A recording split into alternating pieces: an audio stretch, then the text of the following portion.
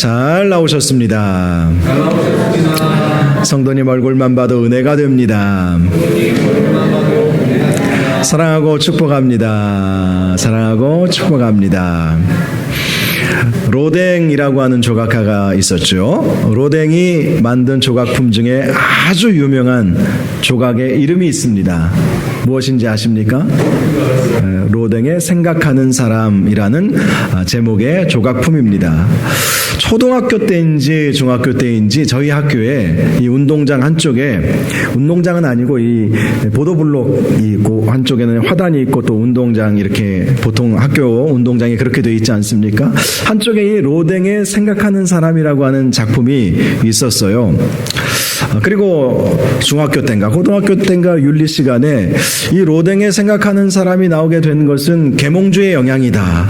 사람들의 어떤 이성이 발달하면서 이렇게 사람들의 이성을 깨우는 그러한 작품이다. 이 정도로만 알고 또 그 작품을 어렸을 때 보면서 사람은 생각하면서 살아야지, 생각하면서 살아야지, 이런 마음을 품었던 기억이 있습니다. 그런데 이 로댕의 생각하는 사람이라고 하는 이 작품이 나오게 된 배경은 단테의 신곡이라고 하는 작품이 있어요. 이 작품의 지옥편에 해당하는 그러한 내용을 가지고 로댕이 생각하는 사람이라고 하는 작품을 만들게 되었다고 합니다. 한마디로 지옥 문 앞에서 한 사람이 턱을 괴고 생각을 하는 거예요. 자, 무슨 생각을 할까요? 천국 문 앞이 아니라 지옥 문이에요. 지옥 문 앞에서 생각하는 거예요. 내가 잘못 살았나? 내가 과연 어떻게 살았어야 옳은가? 그런데 여러분, 지옥 문 앞에서 아무리 턱을 괴고 생각한들 아무 소용이 없는 거잖아요. 그래서 이 로댕이 생각하는 사람이라고 하는 이 작품을 만든 이 배경은 지옥 가기 전에 생각 잘하라는 것이죠. 하나님의 심판이 오기 전에 잘 생각하면서 살라는 거예요. 아무 생각도 못하고 쓸데없는 일에 매몰되고 거기에 기쁨을 따르고 그것만 쫓아가지 말고 생각 좀 하고 살아라. 지옥이 있다. 하나님의 심판이 있다. 이것을 생각하면서 살라고, 그런 마음으로 그 단테의 신곡 지옥편의 내용을 보면서 지옥문 앞에서 한 사람이 생각을 하는 이 작품을 만들게 되었다는 것입니다. 이것이 로댕의 생각하는 사람이라고 하는 이 조각품의 배경이에요. 여러분, 우리가 인생을 살아가면서 생각하면서 살아야 합니다. 특별히 생각해야 할 것은 인생의 마지막이 있다. 하나님의 심판이 있다.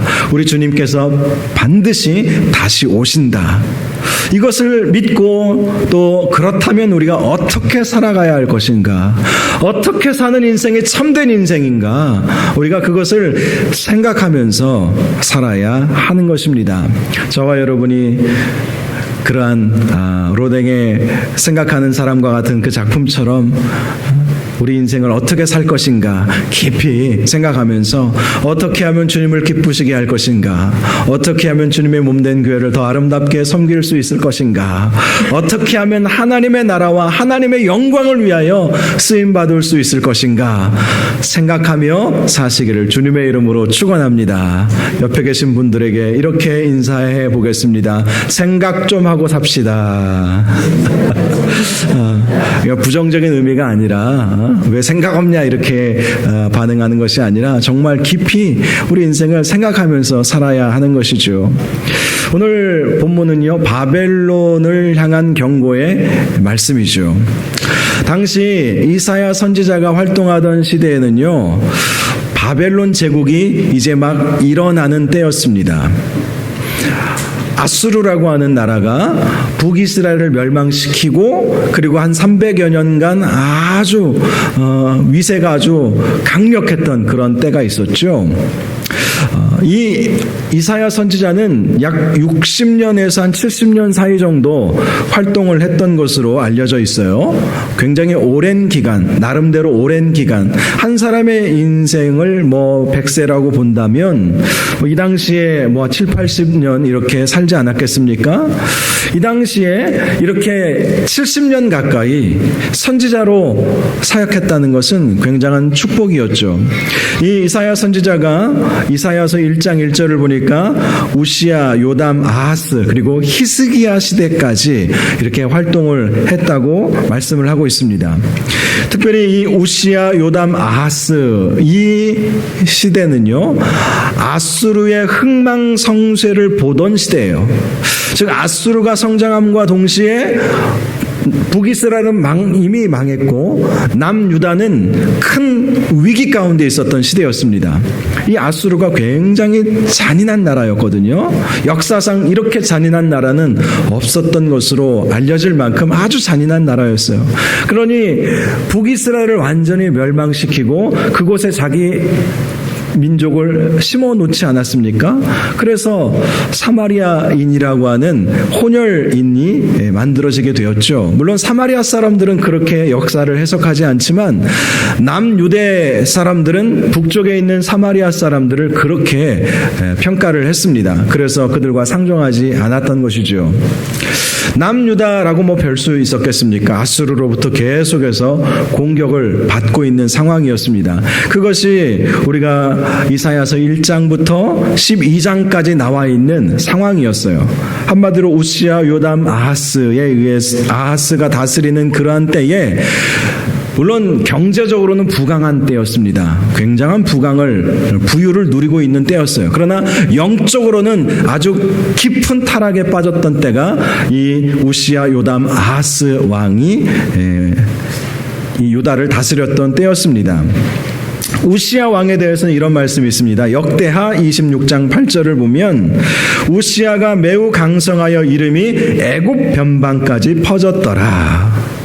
자, 우시야 왕의 이름이 애굽 변방까지, 애굽 시골 구석구석까지 우시야 왕을 모르는 사람이 없을 정도로 알려졌다는 것이죠. 그러니 우시야가 유다의 왕이 되었을 때 유다의 국력이 얼마나 강력했는지를 알 수가 있죠. 그리고 요담에 대해서는 이런 말씀이 있습니다. 역대하 27장 6절을 보면 요담이 그의 하나님 여호와 앞에서 바른 길을 걸었으므로 점점 강하여졌더라. 이 요담 왕은 완벽하지는 않았지만 나름대로 종교 개혁을 일으키고자 했던 왕이었습니다. 그래서 산당 외에는 다른 모든 우상들을 다 제거하면서 이 종교 개혁을 일으키고자 했었던 왕이었죠. 그래서 하나님께서 그가 바른 길을 걷는 것을 보고 점점 강하여지게 만들어 주었던 것입니다. 그런데 그러다가 그 다음 아하스 시대, 지금 이제 이사야 선지자에 대해서 말씀하고 있는 것입니다. 왕에 대한 이야기가 아니라 이사야 선지자가 활동했던 우시야, 요담은 아주 강력했던 시기였어요.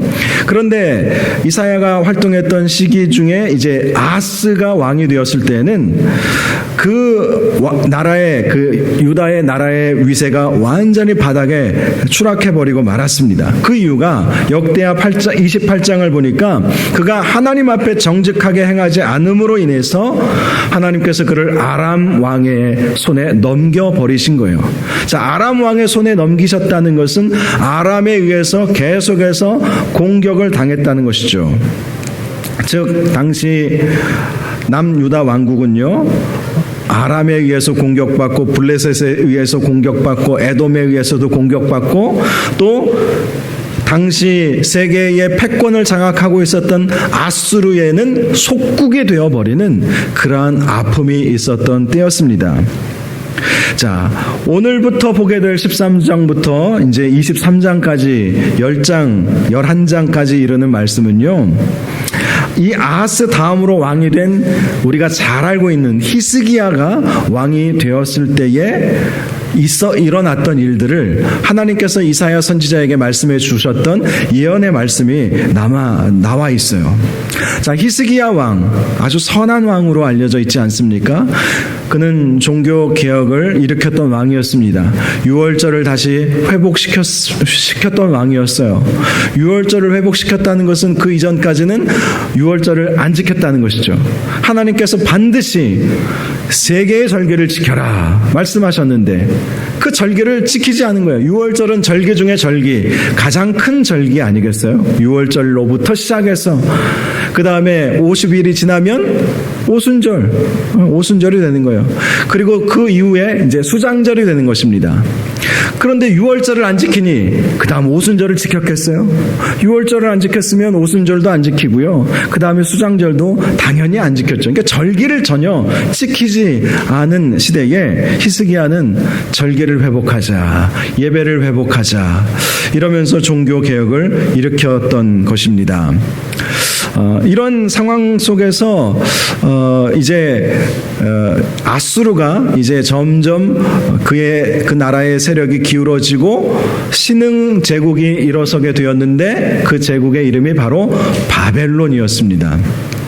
자, 히스기야의 큰 실수가 하나 있었죠. 그가 15년의 생명을 연장받지 않았습니까? 자, 아수르의 공격도 믿음으로 기도로 이겨냈어요. 그리고 죽을 병에 걸렸지만 15년의 생명을 연장받지 않았습니까? 그때 그것을 축하해 주기 위해서 바벨론에서 사절단을 보내주었습니다. 아마 히스기야의 질병은 세계 곳곳에 소문이 났었던 것 같아요.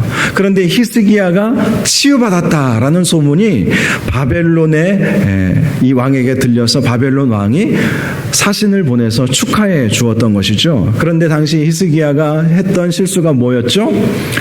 자신의 모든 곳간과 성전의 아름다운 모든 것들을 그 바벨론 사절단에게 다 그냥 보여준 거예요. 속사를 다 그대로 보여준 거예요. 그러니까 그 바벨론 사절단이 바벨론 왕에게 보고하기를 저 유다는 금은보화가 가득합니다. 저 나라를 우리가 삼킬 수만 있다면 우리는 고대 근동의 모든 패권을 다 장악할 수 있을 것입니다. 그렇게 보고를 하는 일이 있지 않았습니까? 분명히 하나님은 바벨론에게 모든 것을 다 보여주지 말라고 말씀하셨지만 히스기야가 자기가 이 생명을 연장받은 것에 심취한 나머지 그 하나님께서 말씀하신 그 말씀에 제대로 순종하지 않았던 그 아픔이 있었죠.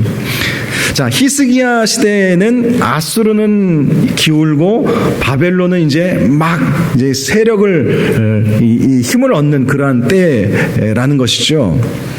자, 히스기야 왕에게 있어서는 바벨론은 의지해도 될 만한 나라라고 생각을 했던 것 같습니다.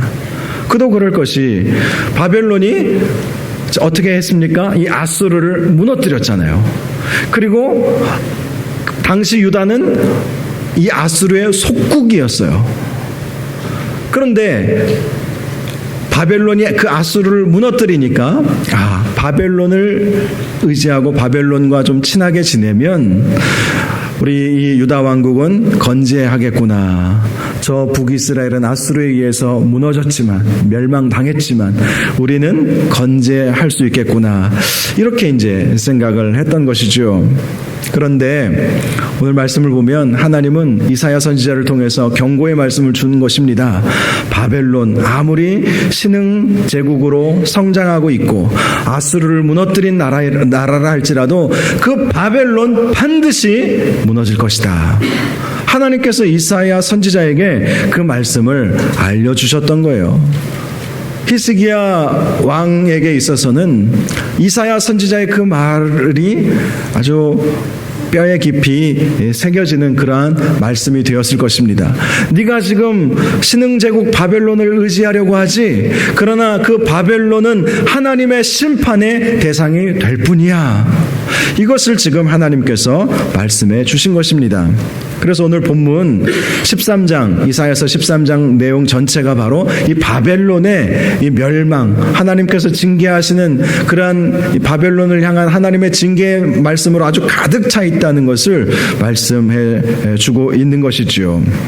2절을 보면 하나님께서 바벨론을 징계하시기 위해서 이제 군대를 소집하시는 그러한 장면을 소개해 주고 있습니다. 자, 2절 말씀 한번 읽어보겠습니다. 너희는 민둥산 위에 기치를 세우고 소리를 높여 그들을 부르며 손을 흔들어 그들을 존귀한 자의 문에 들어가게 하라. 자, 민둥산 위에 기치를 세우라라는 것은 모든 사람들이 볼 수 있도록 민둥산에 깃발을 세우라는 것입니다. 그래서 소리 높여서 그들을 부르고 손을 흔들어 유다의 군대를 하나님의 군대로 삼으라라고 말씀을 해 주시는 것입니다. 3절을 보면 하나님은 그 군대를 거룩하게 구별한 자들이라고 말씀을 하고 있습니다. 하나님께서는 하나님의 전쟁을 치르기 위해서 하나님의 군대를 거룩하게 만드신다는 것이죠. 그러자 4절을 보니까 산에서 무리의 소리가 난다라고 말씀을 하고 있습니다. 이 무리는 하나님을 대적하기 위해서 모인 열국 민족의 연합군을 의미하는 것입니다. 사실 바벨론은요, 한 민족으로만 이루어진 나라가 아니에요. 다민족 국가이죠. 다민족. 그리고 또 바벨론 자체가 여러 나라 여러 민족을 다 그들이 자기 나라로 삼았기 때문에 옛날 로마 제국도 그랬듯이 제국은 한 민족으로만 이루어진 나라가 아니죠. 그래서 여러 나라 여러 민족이라고 그렇게 표현을 하고 있는 것입니다. 그러나 하나님은 여호와의 전쟁을 위해서 군대를 검열하시고 또 여호와의 군대를 먼 나라에서 하늘 끝에서 이렇게 오게 하신다고 말씀을 하십니다. 그리고 바벨론을 향해서 이렇게 선포하죠. 6절을 보면 너희는 애곡할지어다 여호와의 날이 가까웠으니 전능자에게서 멸망이 임할 것이미로다. 자, 하나님께서 군대를 소집하셔서 이 바벨론을 치시면 바벨론은 애곡할 수밖에 없다. 지금은 그토록 아수르를 이기고 세계 패권을 장악한 나라지만 하나님께서 하나님의 거룩한 군대를 일으키시고 그 바벨론을 치시기만 한다면 그 나라는 멸망할 것이다. 멸망할 것에 소망을 두지 말라는 그런 말씀 아니겠습니까? 자, 7절을 보니까 하나님의 심판을 당한 바벨론에 대해서 말씀해 주죠. 모든 손에 힘이 풀리고 각 사람의 마음이 녹을 것이다. 한마디로 그냥 속절없이 주저없이 그냥 무너지게 된다는 거예요.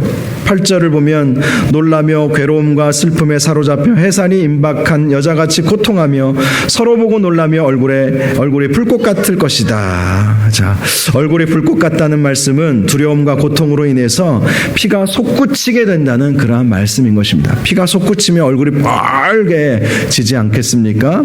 바로 그렇게 완전히 바벨론은 망하게 될 것임을 말씀해 주는 것입니다. 9절 그날에는 땅이 황폐하게 될 것이고 죄인들은 멸하게 될 것이다. 10절에도 하늘의 별들과 별 무리가 그 빛을 내지 아니하며 해가 돋아도 어두우며 달이 그 빛을 비추지 아니할 것이다. 즉 한마디로 완전히 깜깜한 어두움, 무정부 상태와 같이 그렇게 바벨론은 변하게 된다는 것을 말씀해 주신 것입니다. 11절을 보니까 바벨론이 왜 그렇게 멸망하게 되느냐? 바로 그들의 교만과 오만 때문이다. 그들의 교만과 오만. 사실 제국이 겸손할 수는 없죠. 겸손하면 얼마나 좋겠습니까? 그런데 이 인간의 역사를 보면 이 제국주의는 겸손할 수 있는 어떤 상황이 되지 못해요. 겸손하면 이렇게 먹히기 때문에, 그래서 더 강력한 힘과 더 잔인함, 그런 것들을 보이지 않습니까? 그런데 결국 그것이 바벨론을 멸망하게 만든다는 거예요. 내가 세상의 악과 악인의 죄를 벌하며 교만한 자의 오만을 끊으며 강포한 자의 거만을 낮출 것이다. 바벨론이 바로 그렇게 교만하고 오만했기에 하나님께서 그 바벨론, 사실 바벨론은 하나님께서 사용하셨던 그러한 도구였어요. 내일 우리가 하박국서 말씀을 새벽에 살펴보겠지만 유다를 징계하기 위한 도구로 하나님께서는 이 바벨론을 사용을 하셨습니다. 그리고 바벨론이 만약 교만하지 않고 그랬다면 하나님께서 그 나라, 바벨론이라고 하는 그 나라, 그 민족을 더 하나님께서 쓰셨을지도 모르겠어요. 그런데 사실 바벨론의 역사는 다른 제국들보다 가장 짧아요. 가장 짧습니다. 아수르는 한 300년쯤 됐고요. 바벨론은 그 제국을 형성한 지 100년도 못 되어서 페르시아에 의해서 망해버리고 말았습니다. 우리가 그 역사는 잘 알고 있죠. 결국 남유다가 바벨론의 포로로 끌려간 다음에 70년 만에 포로로 돌아오잖아요. 왜 포로로 돌아왔어요? 바벨론이 풀어준 게 아니에요. 페르시아가 바벨론에 의해서 억류되었던 이스라엘 백성을 다시 돌려보내준 것이죠. 그리고 이 남유다가 바벨론에 의해서 망하기 전에 바벨론이 아무리 위세가 당당하고 나라가 그 부유함을 누렸다고 해봐야 얼마나 누렸겠어요. 그러니까 한 100여 년밖에 안 되는 수명을 가지고 있는 나라가 이 바벨론이었습니다. 물론 그 역사를 보면 더 그 밑에 조그만 어떤 도시국가로부터 그 역사가 시작이 되었겠지만 제국을 형성하고 망한 지는 사실 얼마 되지 않았어요. 교만했기 때문에 망하게 된 것이죠.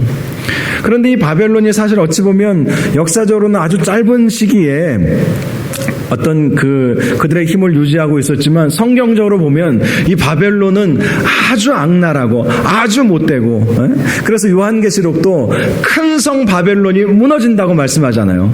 이 세상의 죄악을 상징하는 나라가 되어버린 거예요. 그렇게 된 이유는 교만인 것이죠. 교만. 사실 교만과 오만이라고 하는 것은 하나님께서 가장 싫어하는 것입니다. 가장 싫어하는 거예요. 바벨탑 사건도 결국 이 교만 때문에 그들이 하늘 꼭대기까지, 하늘 높이 하나님이 있는 곳까지 바벨탑을 쌓자고 했던 것 아니겠습니까? 바로 그것이 교만인 것이죠. 하나님은 그러한 교만을 끊으신다라고, 또 그들의 거만을 낮추신다. 바벨론이 교만하고 오만했기에 그것을 낮추시기 위해서 그들을 멸하신다고 말씀을 하신 것입니다. 그리고 12절을 보면 내가 사람을 순금보다 희소하게 하며 인생을 오빌의 금보다 희귀하게 할 것이다. 바벨론에 속한 모든 사람들을 다 멸하신다. 남은 것이 별로 없게 만드신다고 말씀하시는 것입니다. 그러면서 13절에서 16절까지 바벨론이 당하는 심판의 모습을 아주 자세하게 설명해 주고 있습니다. 하늘이 진동하고 땅이 흔들리는 심판 앞에서 그들은 높아진 자기의 자리에서 쫓겨날 것이고, 또 각기 자기 동족과 본향으로 도망친다 할지라도 결국은 창에 찔리고 잡혀서 칼에 엎드러질 것이고, 또 어린아이들도 메어침을 당하고 각 집집마다 다 심판을 당하고 아내들은 욕을 당할 것이다.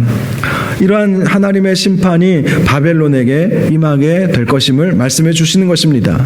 그리고 17절 이하의 말씀을 보면 더 구체적으로 바벨론은 메대 사람들에 의해서 멸망당할 것임을 예언해 주셨습니다. 여러분, 이 메대는 페르시아와 연합해서 메대 페르시아 연합국을 형성을 했죠. 그래서 바벨론을 무너뜨린 거예요. 그리고 나중에 페르시아가 메대 족속까지 흡수해서 결국은 페르시아 제국을 형성하게 되었던 것이죠.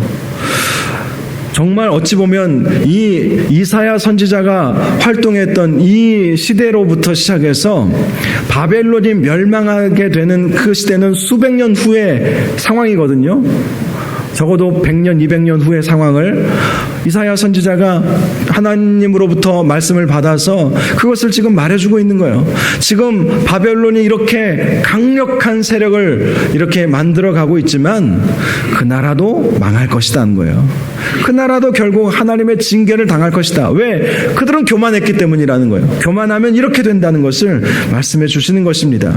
결국 바벨론이 얼마나 황폐하게 변할 것인지는 19절 이하의 말씀을 통해서 말씀해 주고 있죠. 소돔과 고모라 같이 될 것이다. 그리고 거주할 자가 없을 정도로, 그러니까 사람 살 곳이 되지 못할 정도로 완전히 무너지게 될 것이고, 또 아라비아 사람들도 장막을 치지 않을 정도로 완전히 황폐화되어 버린다는 것을 말씀해 주고 있습니다. 들짐승만 가득하고 타조와 들량의 처소가 되어버리고 말 것이다. 그리고 왕궁이 있던 자리에는 승냥이와 들깨만이 가득하게 될 것이다. 여러분, 나라의 흥망성쇠는 우리 주님의 손에 달려 있습니다. 바벨론이 제 아무리 아수르를 무너뜨리고 또 유다의 위협이 된다 할지라도 하나님께서 한번 힘을 발하시면 그 바벨론도 무너지게 되어 있는 것이고요. 하나님을 대적하는 모든 권세는 다 무너질 수밖에 없는 것이지요. 역사를 주관하시는 분은 우리 하나님이십니다. 우리가 그것을 기억해야 할 필요가 있는 것이죠.